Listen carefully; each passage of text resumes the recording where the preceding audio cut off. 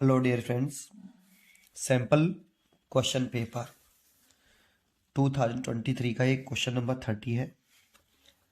इस क्वेश्चन को कैसे सॉल्व करें। The ground state energy of hydrogen atom is minus के 13.6 electron volt.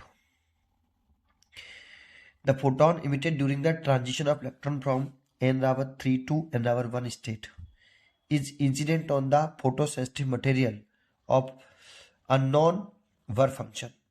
The photoelectrons are emitted from the material with maximum kinetic energy 9 electron volt. Calculate the threshold wavelength of the material used. देखो इसका एक diagram बना लेते हैं हम according to question जो कह रहा है वो, मतलब जो डाटा दे रखा है वो लिख लेते हैं और डायग्राम भी बना लेते हैं। The ground state energy of hydrogen atom minus के 13.6 इलेक्ट्रॉन वोल्ट। तो सुनिए, ये तो आपका ग्राउंड स्टेट है, हाइड्रोजन एटम का कहा है और n-1 जानते हो। टोटल एनर्जी ऑफ इलेक्ट्रॉन जो होता है hydrogen and hydrogen like atom के लिए टोटल एनर्जी ऑफ इलेक्ट्रॉन जो होती है वो होती है En बराबर माइनस के 13.6 n square Z square electron volt में होती है। ये सभी एटम के लिए घट नहीं है, हाइड्रोजन और हाइड्रोजन लाइक एटम के लिए टोटल एनर्जी ऑफ इलेक्ट्रॉन इतनी होती है। ठीक, अब अगर हाइड्रोजन एटम होगा, यहाँ पे क्वेश्चन में हाइड्रोजन एटम ही दे रखा है तो उसके लिए Z1 और ग्राउंड स्टेट में कह रहा है तो n-1।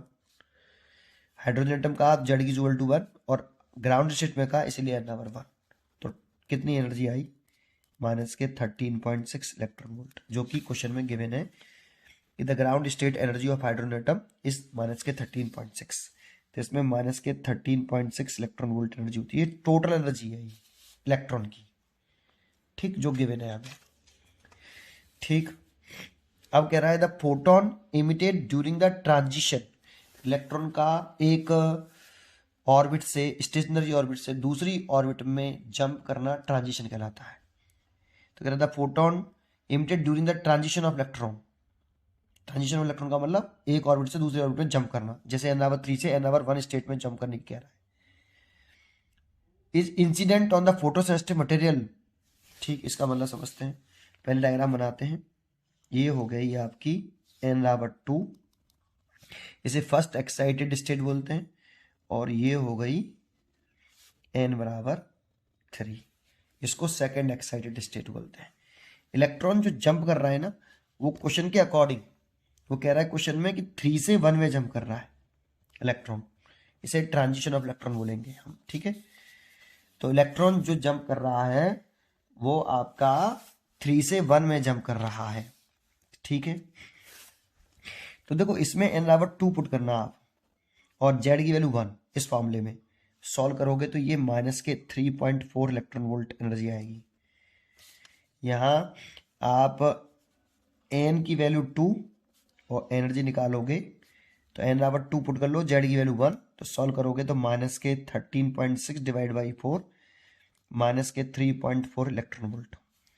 ऐसे ही n-3 पुट करेंगे तो E3 is equal to minus के 13.6 n-3 9 पुट कर दें स्क्वायर करके, नहीं, और z की वैल्यू तो 1 हो गई, सॉल्व करेंगे तो माइनस के 1.51 इलेक्ट्रॉन वोल्ट।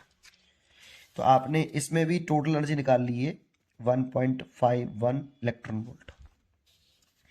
अब इलेक्ट्रॉन यहां से यहां कूद रहा है तो इसने में एनर्जी गैप कितना है। देखो ये एनर्जी गैप को रिप्रेजेंट कर रहे हैं हम, इसमें इस एनर्जी में से इस एनर्जी को उठा देंगे तो ये एनर्जी गैप निकल आएगा। तो जब इसमें से इसमें कूद रहा है तो एनर्जी रिलीज कर रहा है, क्योंकि ये एनर्जी ज़्यादा है इससे, ये नेगेटिव में है, ये सबसे कम एनर्जी हो गई, नेगेटिव में है और इसीलिए ये ज़्यादा है। इसमें से जब ये इसमें कूदेगा तो एनर्जी रिलीज करेगा, तो ये एनर्जी रिलीज कर रहा है, रिलीज्ड एनर्जी किसके फॉर्म में करता है, इलेक्ट्रोमैग्नेटिक रेडिएशन के फॉर्म में ये एनर्जी रिलीज करता है। कितनी करेगा? तो इससे इन दोनों एनर्जी स्टेट के बीच में जो डिफरेंस है एनर्जी का, उसके बराबर एनर्जी रिलीज करेगा। किसके फॉर्म में कर रहा है? इलेक्ट्रोमैग्नेटिक रेडिएशन के फॉर्म में कर रहा है। इसीलिए हम लिख दें यहाँ कि जो एनर्जी रिलीज हो रही है, released energy, so released energy in the form of electromagnetic radiation कितनी? E3 माइनस E1, 1 माइनस के 1.51 एंड माइनस के 13.6। तो इसे सब्ट्रैक्ट कर लो, तो ये सब्ट्रैक्ट करने पर आता है 12.09 इलेक्ट्रॉन वोल्ट। और ये किसके फॉर्म में किया? इलेक्ट्रोमैग्नेटिक वेव के फॉर्म में, इसीलिए एच न्यू। ये उस फ्रीक्वेंसी है किसकी? इलेक्ट्रोमैग्नेटिक रेडिएशन की। हियर जो न्यू है ये जो है फ्रीक्वेंसी है ऑफ इलेक्ट्रोमैग्नेटिक रेडिएशन, और एच न्यू एनर्जी है। एच न्यू क्या है? H new energy of photon या इलेक्ट्रोमैग्नेटिक रेडिएशन। ठीक सा, तो इतनी एनर्जी वो उसने रेडिएट की जब ट्रांजिशन हुआ इलेक्ट्रॉन का 3 से 1 में। अब क्वेश्चन आगे पढ़ते हैं। ये रेडिएशन जो निकला है ना फोटोन से, वो इंसिडेंट हो रहा है photosensitive material of unknown work function पर। तो अकॉर्डिंग टू क्वेश्चन, जैसा कि उसने कहा कि जो रेडिएशन निकला वो एक मेटल के सरफेस पे जिसका वर्क फंक्शन अननोन है, उस पर ये रेडिएशन पड़ा, इलेक्ट्रोमैग्नेटिक रेडिएशन, जिसके पास एनर्जी है h nu, that means 12.09 electron volt. ठीक। The photo electron are emitted from the material with maximum का एनर्जी ऑफ 9 इलेक्ट्रॉन वोल्ट। इस रेडिएशन से इसके सरफेस से इलेक्ट्रॉन रिजेक्ट होने लगते हैं, और इस इलेक्ट्रॉन की जो मैक्सिमम काइनेटिक एनर्जी है वो 9 इलेक्ट्रॉन वोल्ट है।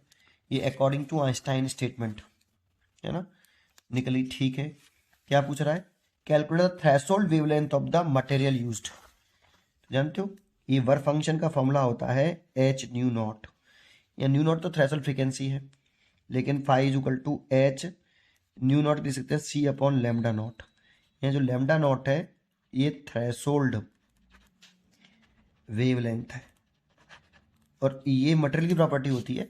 मेटल का वर्क फंक्शन, ये work function depends on metal, and threshold frequency and threshold wavelength also depends on material of metal. Material की प्रॉपर्टी होती है, मटेरियल की प्रॉपर्टी थ्रेशोल्ड वेवलेंथ, ये निकालना है हमें। तो इसके लिए हम क्या करेंगे अब आगे, इसमें हम इक्वेशन लगा दें किसकी? आइंस्टाइन की equation of photoelectric effect. Photoelectric effect वो कितनी होती है? K maximum is equal to h nu minus five.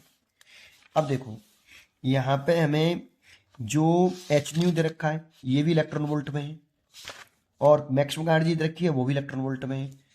तो इसको अगर हम इलेक्ट्रॉन वोल्ट में लिख रहे हैं, इसको भी इलेक्ट्रॉन वोल्ट में लिख रहे हैं, तो वर्क फंक्शन भी इलेक्ट्रॉन वोल्ट में आ जाएगा। इलेक्ट्रॉन वोल्ट यूनिट है एनर्जी की।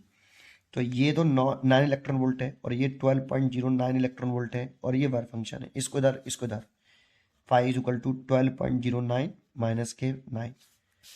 तो ये आया आपको घटाने के बाद यहाँ से 3.09 इलेक्ट्रॉन वोल्ट।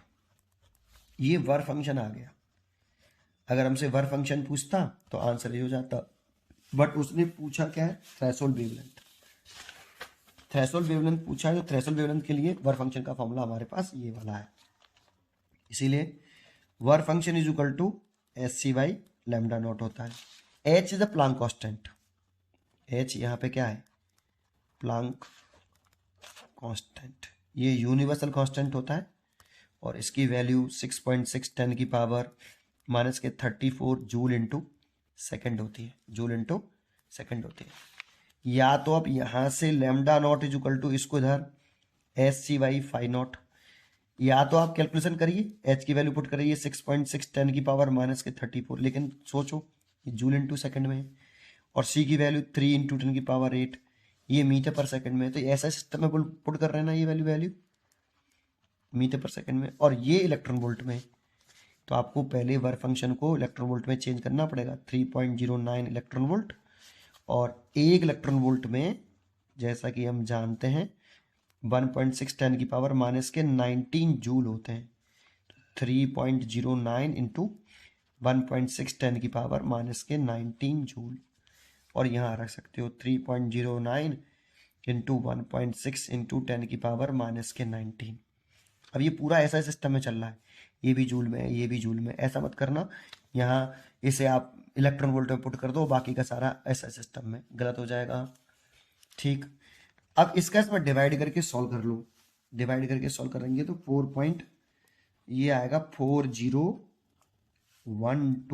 10 की पावर माइनस के 10 मीटर, और चाहो तो आप इसे एंगस्ट्रॉन्ग में लिख लो, या फिर 4.012 10 की पावर माइनस के 7 मीटर, और एंगस्ट्रॉन्ग में लिखेंगे तो 4012 एंगस्ट्रॉन्ग भी लिख सकते हैं। या तो ये लिखो, या तो आप आंसर ये लिखो, या ये लिखो। लेकिन इसका एक शॉर्टकट भी है, इसको इतना करना मल्टीप्लिकेशन करना, इसका शॉर्टकट कर सकते हो आप। शॉर्टकट क्या कि phi is equal to S c Y phi था, sorry phi is equal to S c y lambda naught था। तो इस फॉर्मूले का जो शॉर्टकट है, इस फॉर्मूले का जो शॉर्टकट है वो है कि फाई इज इक्वल टू, या यहाँ से लेमडा नॉट निकाल सकते हो, lambda naught is equal to S c बटे फाई। इस फॉर्मूले का जो शॉर्टकट है वो ये है कि lambda naught is equal to, इस फॉर्मूले को शॉर्टकट में ले सकते हैं ऐसे, कितना 12400 डिवाइड बाई फाई, लेकिन ये फाई किस में होना चाहिए, इलेक्ट्रॉन वोल्ट में। तो लेमडा किस में आ जाएगा, लेमडा आएगा एंगस्ट्रॉन्ग में, लेमडा नॉट आएगा एंगस्ट्रॉन्ग में। ये इसी फॉर्मूले का शॉर्टकट है। जब भी ये फॉर्मूला दिखाई दे एस सी वाई एनर्जी, और एनर्जी को अगर आप बर्फ इलेक्ट्रॉन वोल्ट में रखोगे तो लेमडा एंगस्ट्रॉन्ग में फाइंड आउट होगा, ये भी ध्यान रखना है।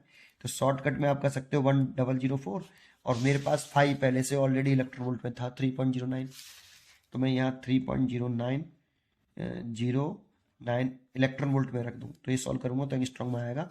डिवाइड करके देखना आप इसका 3.09 का इसमें, तो 4012 एंगस्ट्रॉन्ग सीधा सीधा दिखाई देगा। ठीक, तो ये आज का इसका सोल्यूशन हुआ। पढ़ते रहिए और खुश रहिए। Thank you.